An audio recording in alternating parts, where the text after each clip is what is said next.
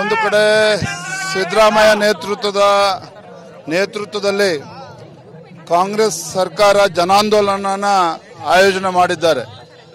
ಈ ನಾಡಿನ ಜನರ ವಿಶ್ವಾಸವನ್ನು ಕಳೆದುಕೊಂಡಿರ್ತಕ್ಕಂಥ ಮುಖ್ಯಮಂತ್ರಿ ಸಿದ್ದರಾಮಯ್ಯನವರು ಭ್ರಷ್ಟಾಚಾರದಲ್ಲಿ ಮುಳುಗಿರ್ತಕ್ಕಂಥ ಕಾಂಗ್ರೆಸ್ ಸರ್ಕಾರ ಇವತ್ತು ಜನರ ಮುಂದೆ ಪಶ್ಚಾತ್ತಾಪದ ಯಾತ್ರೆ ಅಂಗವಾಗಿ ಇವತ್ತು ಮೈಸೂರಿನಲ್ಲಿ ಸೇರ್ತಾ ಇದ್ದಾರೆ.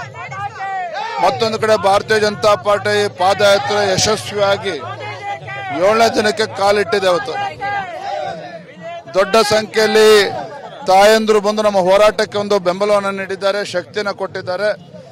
ಈ ತಾಯಂದಿರ ಬೆಂಬಲ ಇವತ್ತು ಯಾವ ರೀತಿ ರಾಜ್ಯದಲ್ಲಿ ಇವತ್ತು ಜನಾಕ್ರೋಶ ಸಿದ್ದರಾಮಯ್ಯ ಸರ್ಕಾರದ ವಿರುದ್ಧ ಇದೆ ಅನ್ನೋದು ತೋರಿಸ್ಪಡ್ತದೆ.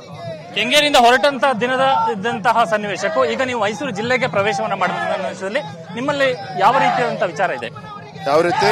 ಯಾವ ರೀತಿ ನೀವು ಅನಿಸ 7 ದಿನ ಪೂರೈಸಿ ಮೈಸೂರು ಜಿಲ್ಲೆ ಪ್ರವೇಶ ಮಾಡಿದೆ ನಿಮ್ಮ ನೇತೃತ್ವದಲ್ಲಿ. ಈಗ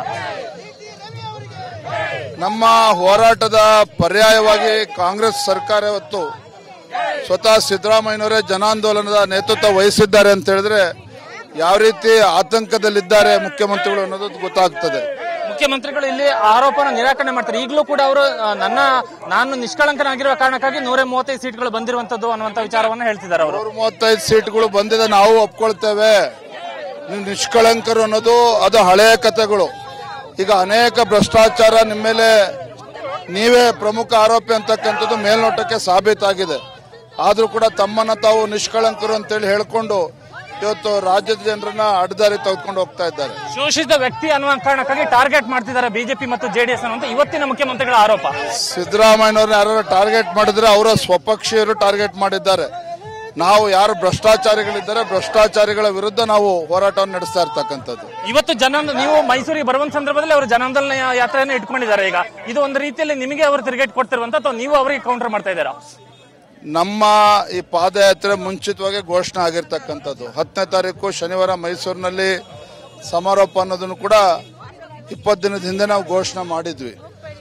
ಆದ್ರೆ ಮುಖ್ಯಮಂತ್ರಿಗಳು ಹತಾಶರಾಗಿದ್ದಾರೆ. ಒಂದು ಕಡೆ ಆಡಳಿತ ಪಕ್ಷದ ಶಾಸಕರ ಬೆಂಬಲವನ್ನು ಕಳೆದುಕೊಂಡಿದ್ದಾರೆ, ಮತ್ತೊಂದು ಕಡೆ ನಾಡಿನ ಜನರ ವಿಶ್ವಾಸವನ್ನು ಕಳೆದುಕೊಂಡಿದ್ದಾರೆ. ಭ್ರಷ್ಟಾಚಾರ, ಅಭಿವೃದ್ಧಿ ಅಂತಕ್ಕಂಥದ್ದು ಈ ಸರ್ಕಾರದಲ್ಲಿ ಎಲ್ಲವೂ ಕೂಡ ಮರೀಚಿಗೆ, ಅಭಿವೃದ್ಧಿ ಅಂತಕ್ಕಂಥದ್ದು ಏನೂ ಕೂಡ ನಡೀತಾ ಇಲ್ಲ.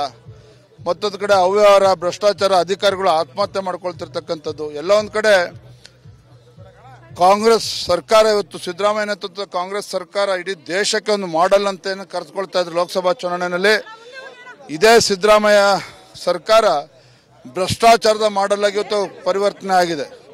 ಮತ್ತೊಂದು ಕಡೆ ಅಭಿವೃದ್ಧಿ ಶೂನ್ಯಕ್ಕೆ ಒಂದು ಮಾಡೆಲ್ ಆಗಿ ಇಡೀ ದೇಶಕ್ಕೆ ಪರಿಚಯ ಮಾಡಿಕೊಡ್ತಕ್ಕಂಥ ಪ್ರಯತ್ನ ಮಾಡ್ತಾ ಇದ್ದಾರೆ.